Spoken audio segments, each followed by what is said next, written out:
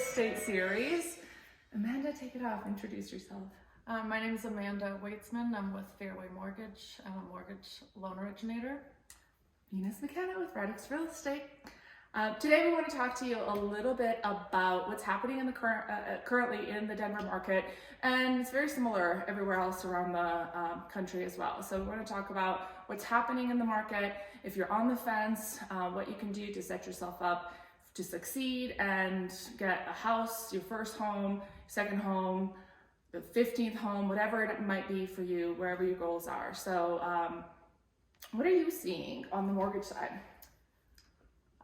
What I'm finding is clients are stuck on the number they want to spend, and they're finding that they need to up their budget to get what they want in this market, because it is very competitive right now, but there are plenty of things that can be done to give you an edge.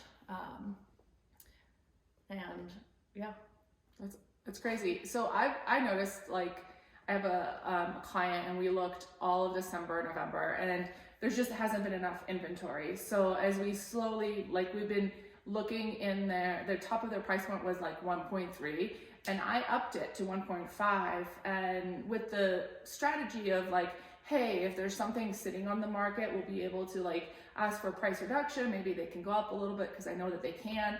And even then at 1.5 million, we were still like, nothing was staying on the market.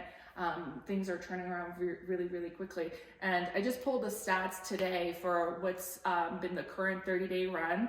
And in the Denver Matrix, which is our local MLS for the Denver metro area, and has a little bit of like Fort Collins and Colorado Springs now because they're all cooperating. But currently, in all of that area, we have 406 active listing currently. That's it for all of Denver Metro and a couple of the other cities just outside of Denver Metro. So that is not enough inventory. We're just struggling on that.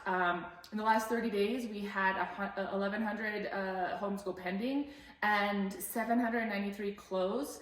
That, like, you can see the discrepancy between active homes and what's actually going under contract in a balanced market should all kind of be very, very similar, those numbers. So very, very competitive, not enough inventory. So it makes it very crazy for buyers.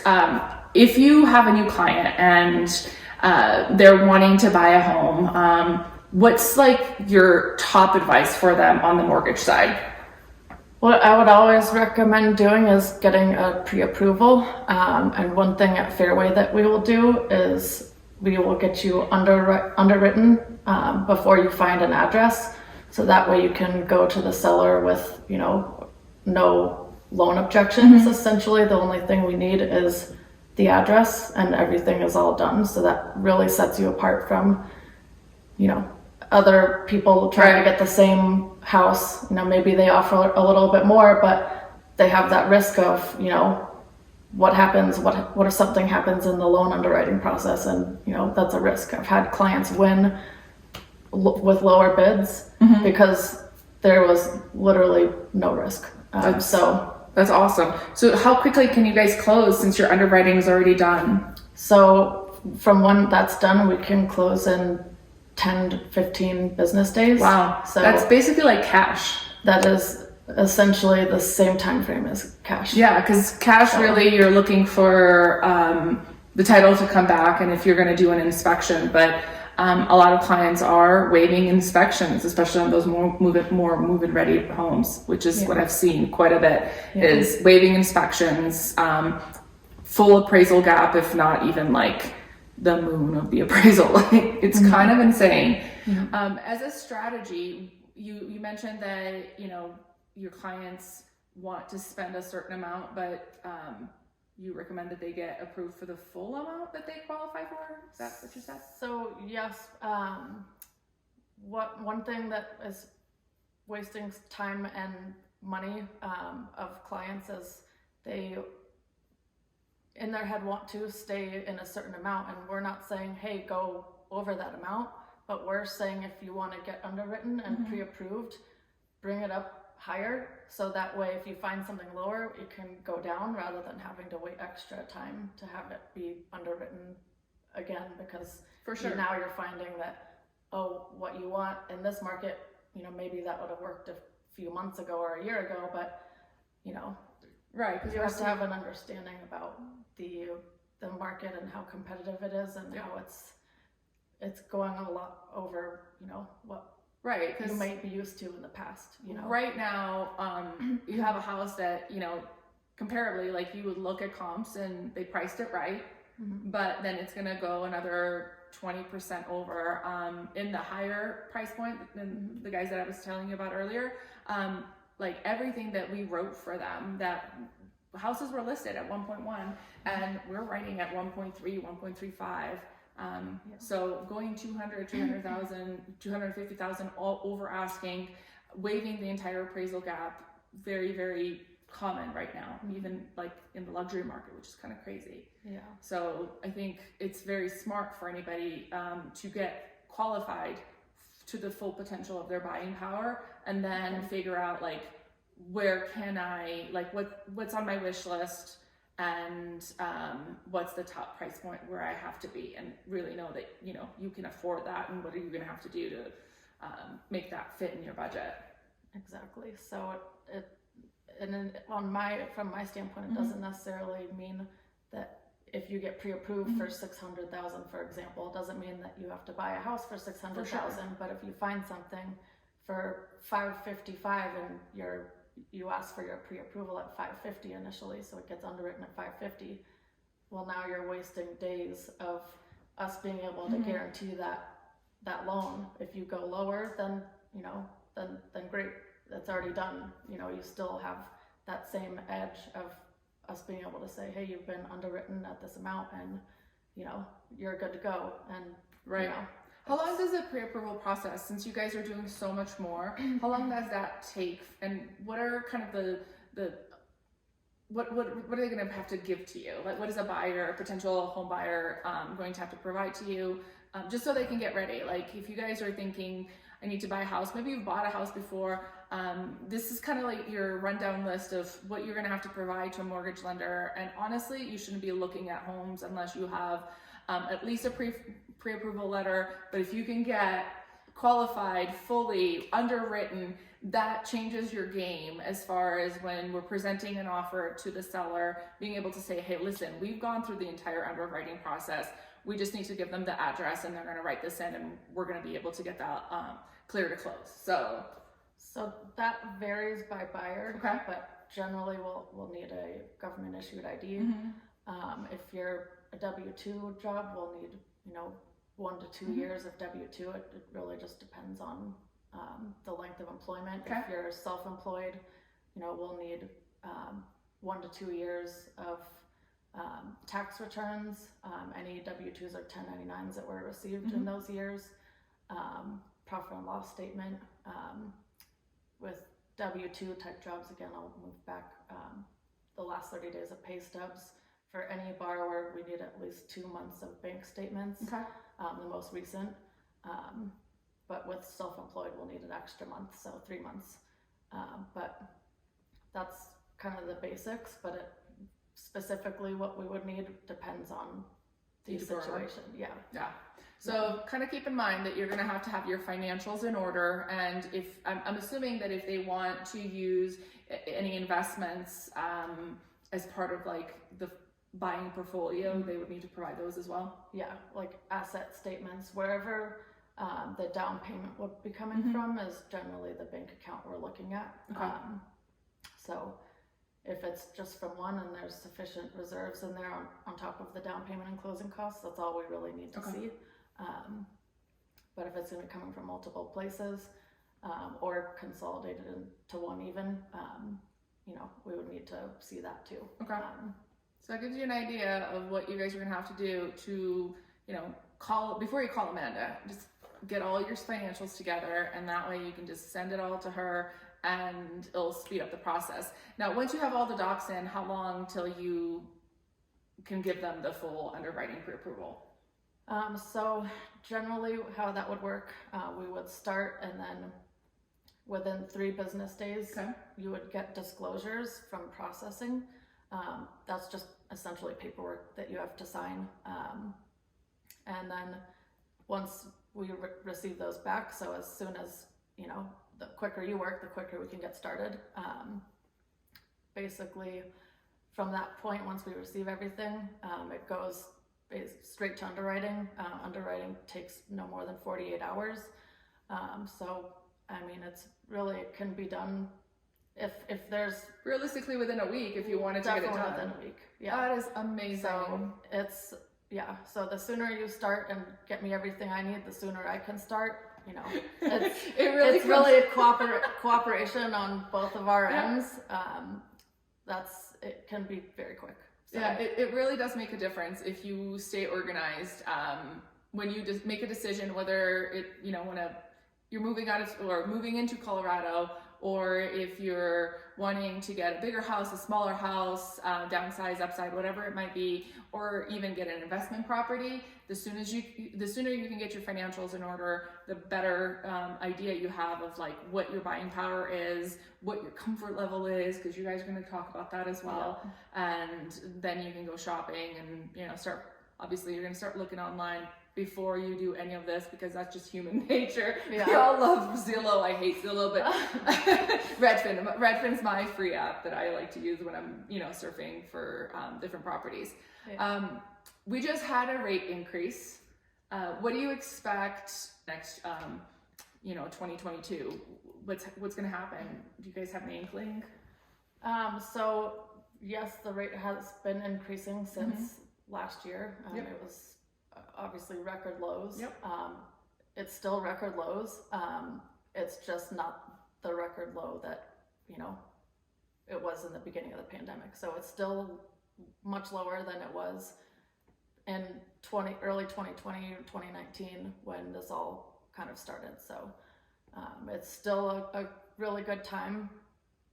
But just my recommendation is to, as Ines said, figure out where you stand, with the rates where they are now, figure out your comfortability of what you want to spend a month, because that's how we actually qualify. It's not based off of a purchase price, it's based off of the monthly payment. So I'd figure out what you're comfortable with for a monthly payment, and then we would be able to give you the range and what to look for.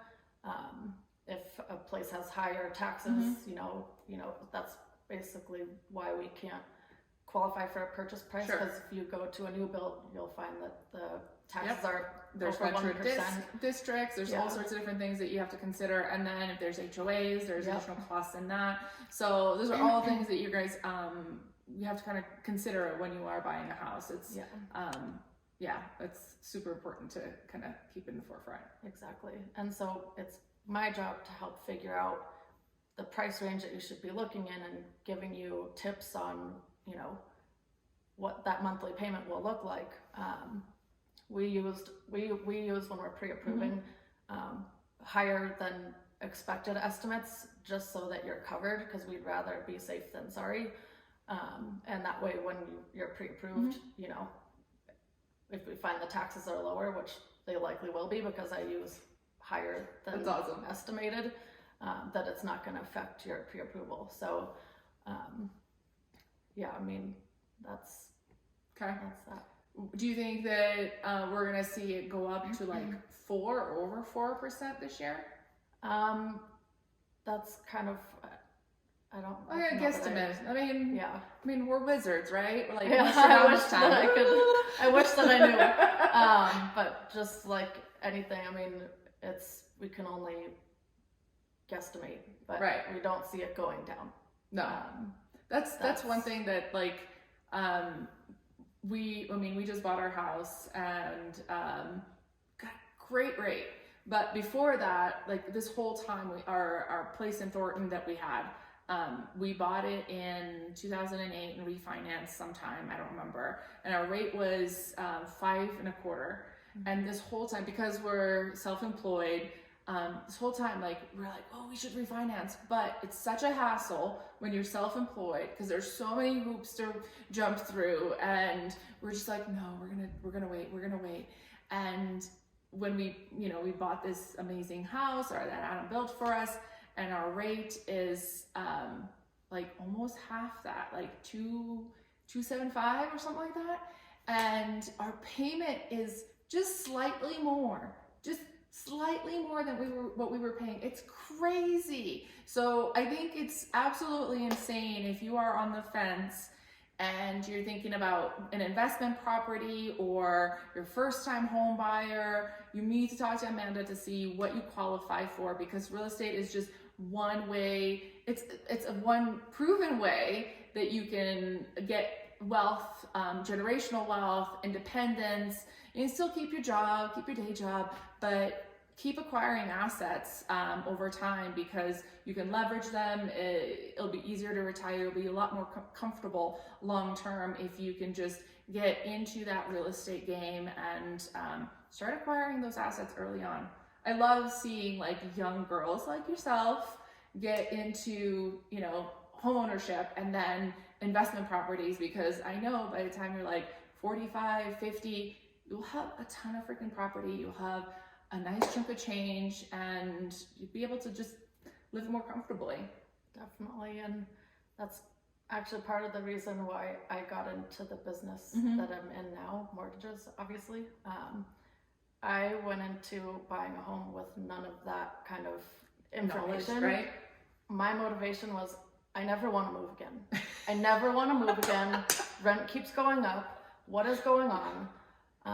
So that was my motivation. Yeah. And now that I'm actually a homeowner and I'm living proof of everything you're saying right now, that is what motivates me to help more people that are in the position that I was in realize that. Right.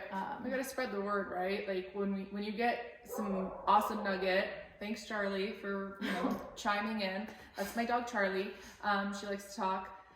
Yeah, I think it's our duty to kind of share the information once we know that something can change somebody's life. And a lot of people, they go, they put a little bit here in 401k, and it grows, sure, but it's usually not enough. So real estate is just one way to diversify that investment and not just rely on your 401k. And of course, it's always nice to have your own home to live in and know that it's yours. And I don't know, pride of home ownership has always been the American dream. So I'm all about that. So one thing that you mentioned that I wanted to touch on is you said you moved from Thornton. Your monthly payment is about the same because your interest rate a little bit higher. Bit more. Yeah, a little bit more. This house is way higher price, but the difference is staggering. The interest rate is about half of what you used to have. So we, like I mentioned before, is we qualify based on a monthly payment. So if the interest rates go higher or lower, I mean, that's going to affect what you can afford as far as a full purchase price. So the higher they go, the less house you can afford. Right. So if you're not finding something in your price range right now, it's going to be harder. So I wouldn't wait too long on the fence. Definitely. As my best advice. And it's free to ask questions. It's free to talk to me. I'm not a pressure type of person. I'm definitely not a used car salesman. I'm here to educate and help. And whether that's game plan from now or see what you could get pre-approved for and just, get the ball rolling and, start just looking, and be educated, right? Yeah, like know the power that you have in your current income. And if it isn't enough to get you, a house that you want, maybe it's enough to get you into a condo that you can stay in for a little while and get some equity grown. And then you can leverage the equity. You don't even have to sell your condo. If you could rent it, great. You can keep it long term and leverage the equity out of the condo for your down payment on your house in like 3 years or something like that. Because the prices aren't going to go down. Home prices are definitely in Colorado. Like, I don't see them going down. Do you? Especially with these numbers. numbers. The numbers are staggering, like with what's available in the market, and it's not gonna. We're gonna have more houses available to sell coming soon. You know, the like spring season's always there's always a lot more inventory, but not enough for the buyers that we have. We just had that massive fire in Superior. Boulder is really going to be hurting because those homes are not going to be available for those homeowners for, I mean, gosh, the way that between the city department, the building department, all of this stuff that has to happen, a year is a bare minimum, and I am predicting more like 18 months to like 24 months, if not longer, for a majority of those homeowners, because they might be able to get their cash earlier from their, what are they called? Insurance, right? But I don't see the building process to happen any sooner than that, and how all of that is going to work out. So that's something also to be keeping an eye on. But between inventory, the fact that our interest rates are still at record lows from, you know, what they have been traditionally, and the other thing that I just read about was the rents are increasing in double digits as well, which makes home ownership a lot more not only affordable but attractive for a lot more people, because they're spending so much on rent. Why not own? There's just like no reason other than I don't want to commit to a house. Like, buy a house. You don't have to commit to it. Somebody else can live in it. Just get in there, because you could be collecting rent if you decide to move to Texas or I don't know, LA. I don't know, whoever wants to live in LA. I don't know who. Not me. No, not me either. And you guys know me. I can't handle crowds. So, anything else? Anything else you want to touch on? I mean, I think we've covered it all. I think, you know, yeah. I mean, I think we've covered it all, guys. If you guys are on the fence about buying a home, investment property, etc. here in Colorado, give Amanda a call. Have a nice little chat, and she'll give you all the information you need. Get all your financials in order so you can have, the more educated you are, the better buyer you are. And then we'll be able to help you find something. I know it's going to be a tight market, but with us by your side. Thanks so much for watching. Thanks, Amanda.